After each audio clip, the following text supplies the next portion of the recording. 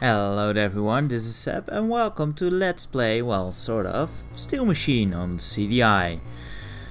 I say sort of because this is post-commentary, this is footage I have used for the review as well, and I figured it would be fun to actually show you a typical run of the game. This is level 3, I didn't really have a full clear of level 1 and 2 anymore in one video session.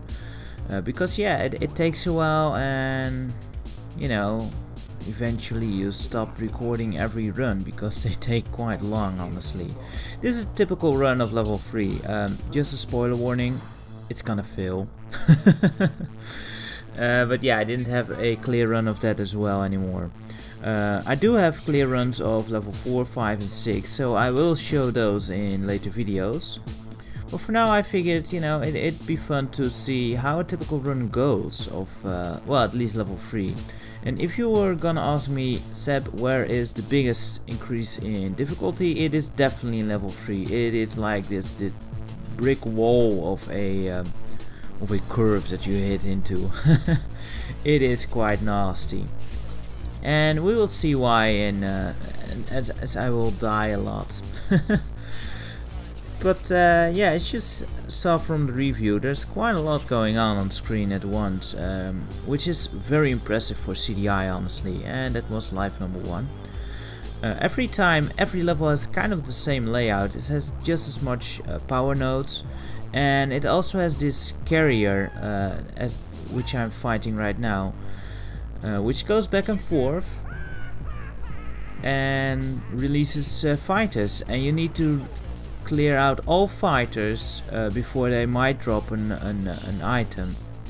You can't just expect to kill one and actually have it drop an item. No, you need to clear all of them in a single string.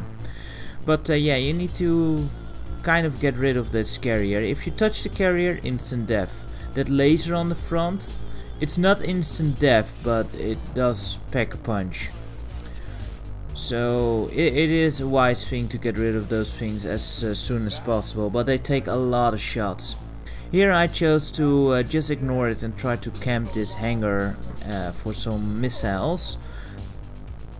I'm not sure why I did that actually. This was when I wasn't fully versed in the ways of frustration yet, which is Steel Machine. And yeah, those things I just shot with a missile, those are the power nodes. You need to destroy all of them before the barrier all the way at the end is lowered, so you can kill off the final power node. But yeah, that was life number 2, going through them like candy. This is really how it goes, guys. It is so unfair. And now we got some neat power up. This one is definitely one of the best power-ups you can easily find. There are better ones, but this one comes up fairly often. And yeah, just look at how fast we went through that carrier. Like butter, really. But yeah, we're gonna move on and try to collect some more missiles. There's different enemies. Those red blob things, which I'm chasing now, they are awful. They move so sporadically. It's very hard to interpret where they will be going. There's no rhyme or reason to their patterns. They are nasty pieces of work. On the first level they are different, on the first 2 levels actually, which look more like a typical spaceship. This one has more of an organic feel to it, but yeah, on the first 2 levels, those red blob things are actually the 5 circles put together, 4 green circles, and in the center there's a red one. And if you kill the red one, the green ones will start flying. But you can first kill the green ones, so you know that makes it a bit easier.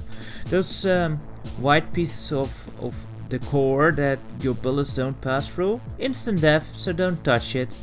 And it is very easy to touch because as you've noticed, when I push left or right too hard, you will really, well, I got lucky there for some reason.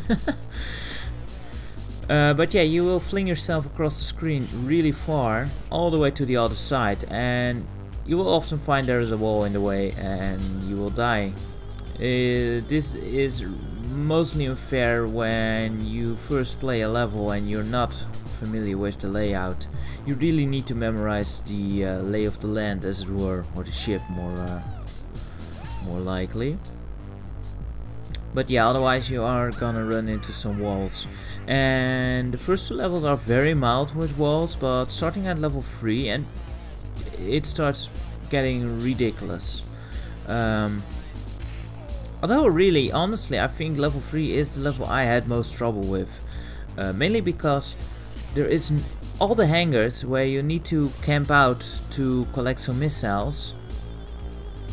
All of them are unsafe. There's not one that is fully safe from harm, and even the later levels have places you can kind of finagle a relatively safe spot. Here not so much. Here it's just constant action, constant death, and constantly being hit. So here we are.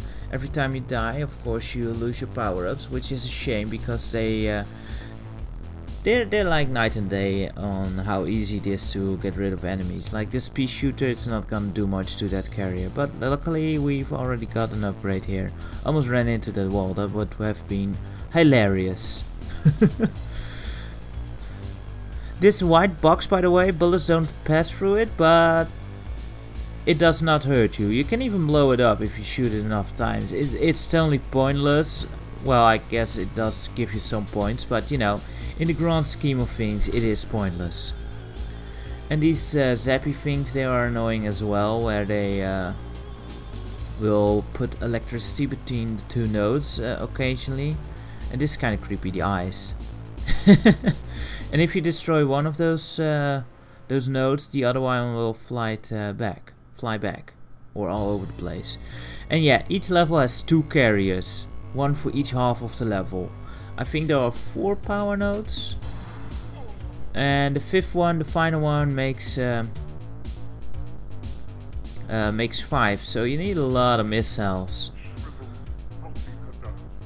and each of the power nodes takes 3 shots. Actually, I think there's 5 plus the 6th one is the end.